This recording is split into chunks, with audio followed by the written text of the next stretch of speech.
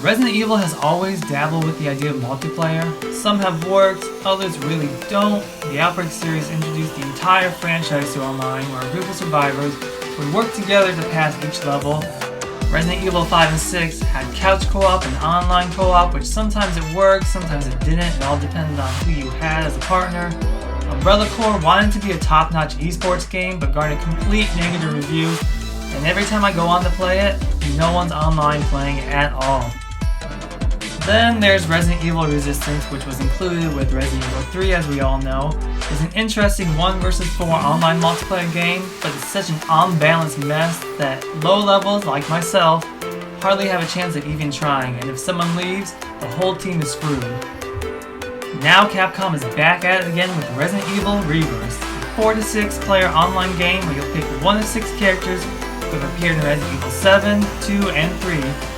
First seeing the game's trailer, it felt like a simple cash grab that reused elements from 2, 3, and 7, and honestly, and clearly, it does. This is being advertised as the game to celebrate the 25th anniversary, and with that in mind, you won't find characters who haven't been made with the RE engine, as that would mean devoting more time and resources to make these characters. You never really know, but honestly, I don't find it happening at all. Now, I played the open beta that took place on April 21st to the 22nd. My hopes for the game were very, very low, but I had to try it out. While Resistance was a frustrating mess, Reverse, or at least this open beta, brought me back to a simpler time when multiplayer games didn't stress so much on customization or microtransactions. Simply pick a character and play. It's a battle for the top 3 spots, and every kill you do, every death gives you points, or in some cases, takes points away. Everyone's score always changes, and you never know who will be on top. With 5-minute matches, it's super quick and fast-paced without feeling dragged out. Starting the open beta, the tutorial easily explains everything and it's not complicated. But the visuals did strike me as odd. For some reason, there's a comic filter over the game, almost like cell shading, but thankfully you can turn it off in the options, and I highly recommend doing so. The filter is an unwelcome distraction from the otherwise great graphics.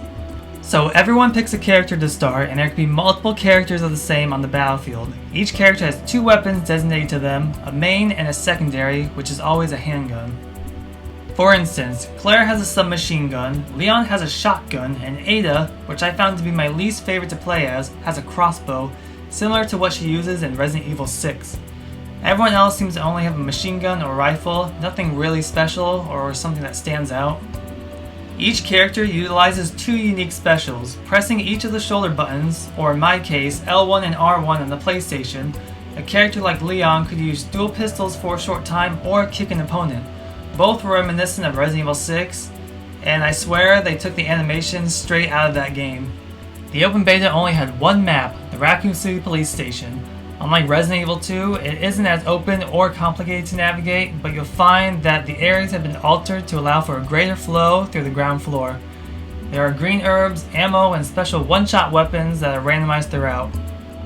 Everything is automatically added in proximity to each item, but you can't hoard green herbs, so if you find yourself low on health, you'll have to find another herb.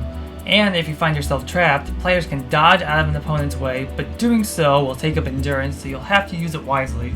It's something I would have loved to see utilized in Resident Evil 2. The big twist to this game is once your health is gone, you turn into a creature, and there are a few varieties you can be, but all of this depends on how many virus capsules you find throughout the map. But don't worry if you don't have any, you'll be a basic creature, and you can hold 2 at the max. And 2 capsules will grant you either the almighty Nemesis or Tyrant. Have 1 capsule and you may be Jack Baker.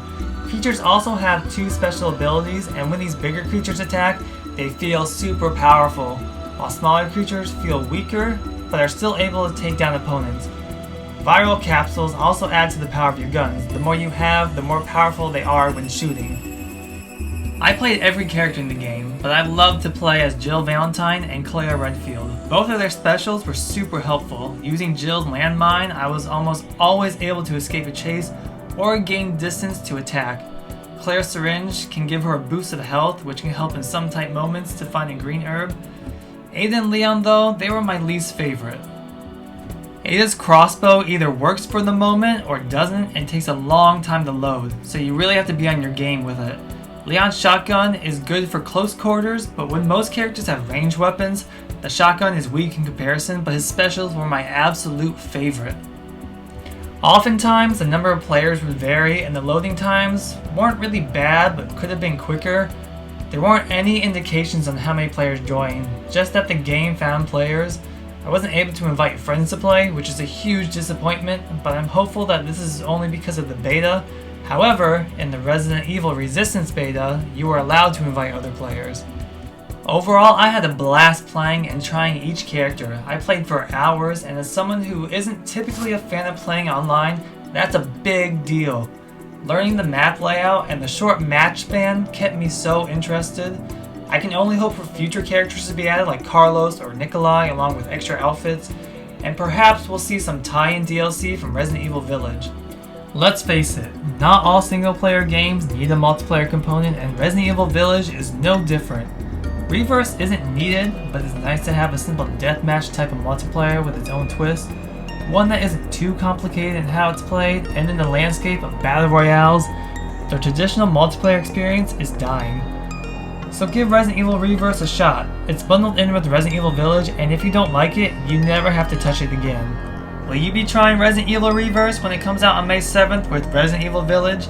Let me know in the comments, and I'll see you next time.